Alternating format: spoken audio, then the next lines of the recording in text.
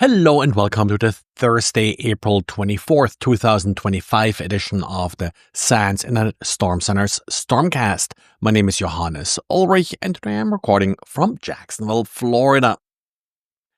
Jesse and Guy have been maintaining a part of our DShield Honeypot, in particular the SIEM component. The SIEM component is an optional add-on that you can install for your Honeypot to give you a local dashboard of what's going on with your Honeypot and what attacks you're seeing and some graphic representations of that. Now, keeping all that system up to date and maintained can be a little bit tricky at times. So Jesse did publish a diary summarizing some of his learnings about how to maintain the Honeypot. For example, how to update your firewall rules, your IP table rules automatically to reflect a dynamic IP address. One thing we're doing as part of the Honeypot is we only allow access to the admin port, the actual SSH port, from very specific IP addresses, typically from IP addresses inside your own network, and then also only log attacks coming from outside of your own network. That may need some tweaking if your IP address gets updated, and as a result, Jesse is sort of summarizing what he had to do in order to get that all working and set up properly.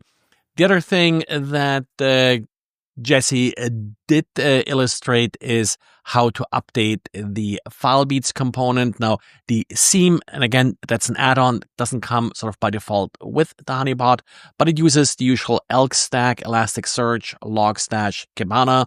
Of course, as part of that, you need to be able to feed your logs into Elasticsearch, which we use filebeats for, and that needs to be in sync with the versions of the related components that were installed otherwise. So that's what this diary was about. Take a look if you are already running a Honeypot. That dashboard may be a nice addition. You need a little bit beefier, like a more recent Raspberry Pi or maybe virtual machine or something like this to run the full SIEM. On the older Raspberry Pis, you may not have enough horsepower. Then we have yet another NPM issue here, and Aikido security company, a software security company, did find on Monday that the official recommended NPM library used to deal with the Ripple cryptocurrency, the XRPL library, had been compromised.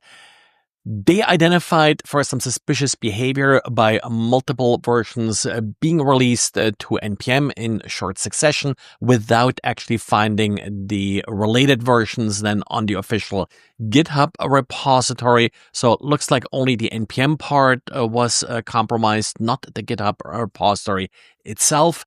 And of course, there was malicious code added here. This malicious code exfiltrates private keys for your wallets as they're exposed to this library. At this point, I haven't really seen sort of an obvious official kind of statement as to what exactly happened, how the NPM part here was compromised. I suspect it was either phishing or maybe some stupid weak credential. Nevertheless, this is a huge problem. Multiple versions, as I said, were compromised. All of them released on Monday or shortly before that. So definitely, if you are working on code using Ripple as a cryptocurrency, make sure that you didn't get exposed to this malicious library.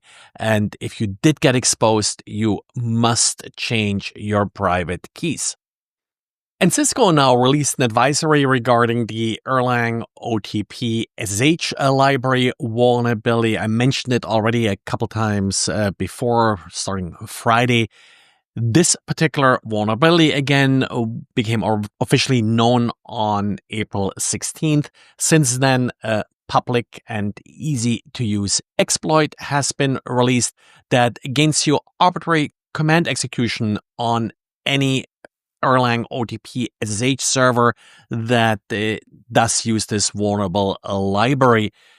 Several Cisco products are affected. And again, the OTP stands for the Open Telecom Platform. So that's sort of where you likely are going to find SSH servers written in Erlang that are vulnerable. And of course, Cisco is heavily invested in the telecom market, which is why they're also exposed to this particular issue. You must patch this quickly, and at this point also assume compromise, even though I haven't really heard anything official about the vulnerability being exploited, but it's so easy to exploit at this point that it would just be negligent not to believe someone is already playing with it.